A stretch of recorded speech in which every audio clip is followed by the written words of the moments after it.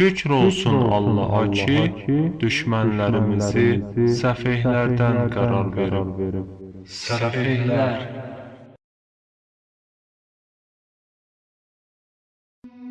Allah insanların ulu babası olan Həzrət Adəm əleyhisselamı yaratmamışdan öncə cin tayfasını yaratmışdı. İblis də məhz cin tayfasından idi və öz ibadəti ilə elə bir dərəcəyə gəlib çatmışdı ki, mələklərin başçısı olmuşdu. Elə ki, Allah Adəm peyğəmbəri yaratdı, bütün mələklərə, İblis də onların içində olmaqla Adəmə səcdə etməyi əmr etdi. Mələklərin hamısı səcdə etdilər, amma İblis lovğalıq edərək səcdə etmədi və buyurdu ki, məni oddan, Adəmi isə torpaqdan yaratmısan, ona görə də mən ondan üstünəm. Beləcə Allahın əmrinə boyun əymədi və Allah öz dərgahından onu qovdu və ona lənət etdi. İblis də dedi ki, ilahi, mənə qiyamətəcən möhlət ver. Allah isə buyurdu ki, sənə müəyyən müddətədək möhlət verdim. İblis də dedi ki, ilahi, məni rəhmətindən uzaq etməyinin müqabilində and olsun sənin izzət və cəlalına ki, mən də insanları doğru yoldan azdıracağam, yalnız sənin sadiq bəndələrindən başqa. Allah da buyurdu ki, mən də cəhənnəmi sən və sənə uyanlarla dolduracağam. Şübhəsiz ki, sənin mənim həqiqi bəndələrim üzərində vəsvəsə etməkdən başqa heç bir hökmün olmayacaqdır. İblis öz lovğalığında qaldı və qiyamətəcən möhlət istəməsi də özünün insandan daha yaxşı olmasını sübut etmək üçün idi, tövbə etmək üçün deyildi. Bu haqda daha geniş məlumat Qurandan və bu haqda olan hədislərdən əldə edə bilərsiniz. Bu hadisə ilə də insanlıq uğrunda mübarizə başladı. Şeytan dedikdə yalnız bu iblis deyil, həmçinin cinlərdən və insanlardan olan iblisin işlərini görən kəslər də nəzərdə tutulur. Zaman keçdikcə dünyaya gələn insanların bəzisi Allahın yolunu tutmuş, bəzisi də nəfsinə və şeytana uymuşdur. Allah hər bir zaman üçün ilahi bir hüccət, yəni peyğəmbər və ya onun nümayəndəsi qoymuşdur. İnsanlar ilk öncə tək bir topluluq idilər. Sonrakı zamanlarda parçalandılar.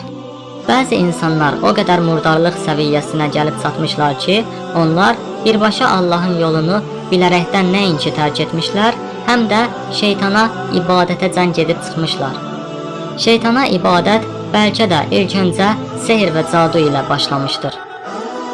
Əslində cinlər də insanlar kimi sınaqdadırlar. Onların da ailəsi olur, onların da Allah yolu ilə gedənləri və ya iblisin yolu ilə gedib şeytanlıq edənləri olur. Onların da sonu ya cənnətlə, ya da cəhənnəm ilə bitəcəkdir. Necə ki, bəzi pis insanlar öz mundar işlərinin həyata keçməsi üçün şeytana, yəni iblis və ya ona uyan cinlərə belə müraciət edirlər. Həmçinin iblis və ona uyan şeytanlar da öz istəklərinin yerinə yetməsi üçün insana müraciət edirlər. Cadu da məhz bu əlaqəyə əsaslanır. Belə ki, Allahsız insan istəyir ki, başqa insana ziyan vursun. Açıq şəkildə bunu etməyə aciz olduqda, istəyir elə bir yolla etsin ki, başqaları görməsin. Bu zaman şeytanla əlaqəyə girişir. İndiki vaxtda biz İmam Zaman əleyhisselamın dövründə yaşayırıq. O sağdır, bizim 12-ci imamımızdır və dünyanı gəzib dolaşır. Allahdan əmr gəldikdə ortaya çıxıb dünyanı ədalətlə dolduracaq. Amma həmin onun çıxış vaxtından əvvəl bəzi insanlar onunla görüşür və bunu bəzisi gizlədir, bəzisi açıb deyir, bəzisinin görüşməsi isə o öldükdən sonra bilinir. İnsanlar İmam Zaman əleyhisselam ilə ən çox iki halda görüşə bilirlər. Ya o qədər ibadət edib, əməllərini düzəldib, özlərini pis işlərdən çəkindirirlər ki, axırda İmam Zaman əleyhisselam özü onların görüşünə gəlib, özünün İmam Zaman əleyhisselam olduğunu deyir. Bu bir qədər çətin görsənir, çünki imamı görmək üçün onun kimi pak olmaq səviyyəsinə gedib çıxmağa çalışmalısan. Digər ən çox imamla olan görüş isə bəlalar zamanı baş verir. Belə ki, məsələn, tarixdə çox olub ki, bəzi insanlar elə xəstəliyə tutulublar ki, hətta həkimlər də deyiblər ki, bunun əlacı yoxdur. Bu insanın ürəyi dünyadan o qədər qırılıb, dünyanın vəfasızlığına o qədər inanıb və Allaha səmimi qəlbdən o qədər dua edib ki, axırda elə bir hala yetişib ki, İmam Mehdi əleyhissalam ilə rabitə qura bilib. İmam Allahın izni ilə ona şəfa verib. Necə ki, İsa Peyğəmbər də Allahın izni ilə anadan gəlmə korlara, cüzam xəstəliyinə tutulanlara şəfa verirdi və hətta Allahın izni ilə ölüləri dirildirdi. Demək ki, səy göstərib özünü paçlamaqla, yaxud bir anlıq ürəyin sınması ilə Allaha döndükdə imamla görüşmək üçün lazım olan halı əldə edirik. Özünü təmizləməklə demək ki, imama çata bilərik. Allah Quranda buyurur ki, and olsun ki, nəfsini pis işlərdən təmizləyənlər nicat tapdılar. Və həmçinin buyurur ki, elə ki, gəmi batır, onlar sidq ürəklə Allaha dua edirlər. Amma onlara nicat verdikdə yenə çox az qismi istisna olmaqla əksəriyyəti əvvəlki işlərinə qayıdırlar.